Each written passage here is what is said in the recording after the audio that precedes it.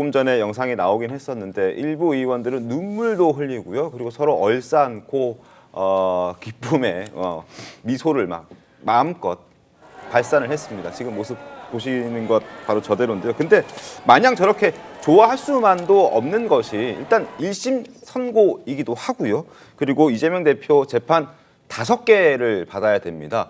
그리고 선거법 관련해서는 1심에서 징역 1년에 집행유예 2년, 당선 무효형 선고가 나왔기 때문에 그 부분도 잘 방어를 해야 되는 그런 아직까지 위험한 그런 상황이기도 합니다. 그리고 대장동 사건, 대북 송금 사건, 경기도 법카 등 예산 유용한 혐의와 관련해서는 1심 재판이 여전히 진행 중이고 다만 이 부분에 있어서는 대선 전에 확정 판결이 나오기는 조금 불투명해 보입니다. 시간이 조금 걸릴 수 있습니다. 복잡하고 그리고 조금 기소가 된 지 얼마 안 된 경기도 법카 유용 같은 경우에는 이제 재판이 시작될 분위기이기 때문에 이 부분을 좀 지켜봐야 되고 다만 공직선거법 징역 1년에 집행유예 2년 나왔던 것, 이 당선 무효형 나왔던 이 부분은 대선 전에 확정 판결이 나올 가능성이 굉장히 높습니다. 5개 재판 중에 가장 빠르게 마무리될 수 있는 재판이 바로 저 재판이고요.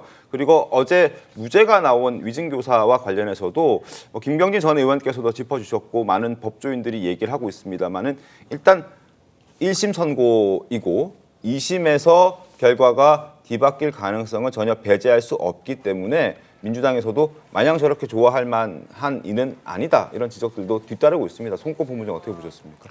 일단 말씀하신 대로 기소된 것만 해도 15개 재판 중에서 2개 끝났죠. 네. 13개 남았는데 그러면 다음에 또 유죄가 나오면 민주당은 또 어떤 반응을 보이겠습니까? 그다음에 또 무죄가 나오면 또 어떤 반응을 보이겠어요? 그러면 차라리 이 상황에서는 이재명 대표가 선언을 하는 게 낫습니다. 유죄든 무죄든 나의 재판과 관련해서는 법원의 판단을 존중한다. 이걸 미리 이야기를 해야 되는 거예요. 미리 이야기를 해야 되는 것이고 조금 전에 저는 전혀 이해가 법적인 상식이건 부족하지만 이해가 안 되는 것이 이 위정 교사는 했는데 고의성이 없다는 거지 않습니까? 네. 고의성 부분에 대해서는 정치적으로 따져보면은 고의성이 차고 넘칩니다. 제가 볼 때는 뭐냐 하면은 이재명 대표와 김진성 씨가 통화를 한 게 2018년 12월 달 통화한 거죠. 네. 그 직전에 보면은 정진상 씨나 또 전 비서실장이 계속 김진성 씨에게 정원으로 나와달라고 부탁을 해요. 그러면은 어떻게 보면 조직적으로 부탁을 하고 있는 겁니다. 한 사람이 한 게 아니죠. 한 사람이 한 게 아니죠. 그리고 12월에 저 통화가 있고 나서 1월 달에 한번 정인으로 채택이 됐는데 김진성 씨가 안 나갔어요. 마음에 부담을 느껴서. 네. 안 나갔어. 그러면은 김병량 본인이 모시던 김병량 전 시장에게 예의가 아니다 해서 안 나갔다고 합니다.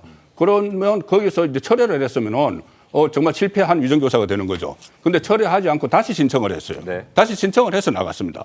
그 나가는 과정에서 김진성 씨에게 사실 확인서도 받아가지고 그 사실 확인서에 이렇게 하면 안 돼 하고 가피를 해서 다시 돌려보내고 그리고 이 변론 요지문도 주고 또 심지어 마지막에는 최종 결심 공판을 할 때는 녹음도 하나 틀었잖아요. 근데 녹음이 사실 나중에 보니까는 그 변호사와 김진성 씨가 일종의 이 사전에 예행 연습을 하는 그런 식의 녹음을 하고 했으면은 이것은 고의가 저는 상당히 있다고 보는데 이걸 고의가 없다고 이야기를 하니까는 많은 분들이 이해를 하지 못하는 것이고 2심에서는 아마 이게 집중적으로 될 겁니다. 그리고 왜 유독 이재명 대표와 관련해서는 법원 판례가 그러니까는 적용을 하는 것이 네. 조금 새로운 것이 계속 적용이 돼요.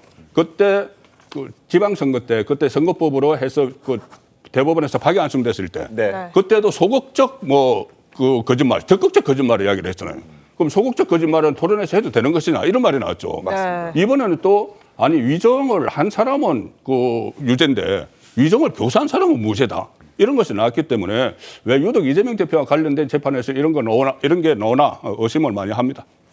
실제도 그럴 것이 위증교사 관련해서 재판의 최근 한 2, 3년 동안의 재판 결과들을 보면 위증을 한 사람이 유죄가 나왔을 경우에 교사한 사람은 대부분 유죄가 함께 나왔다. 그리고 교사한 게 형이 더 무겁게 나왔다라고 많이들 이제 보도가 되고 있습니다. 그럼에도 불구하고 이재명 대표에게는 무죄가 선고됐기 때문에 법조계에서도 굉장히 이례적인 판결이다라고 얘기들이 많이 나오고 있습니다.